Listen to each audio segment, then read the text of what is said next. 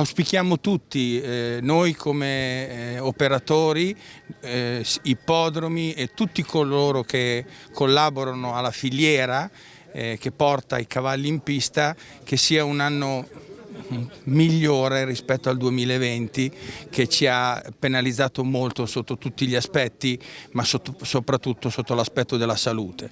Ci auguriamo che questi vaccini possano avere la loro efficacia e che quindi magari tra qualche mese si possa avere anche il pubblico che ora non c'è.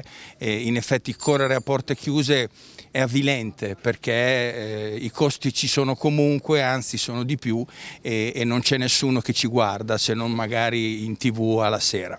Quindi un grande in bocca al lupo a tutti, e sono molto contento di premiare quelli che l'anno scorso si sono distinti nelle varie categorie e che sono prevalentemente i nomi che abbiamo visto tutto l'anno in tutti gli ippodromi d'Italia. In bocca al lupo a tutti e grazie.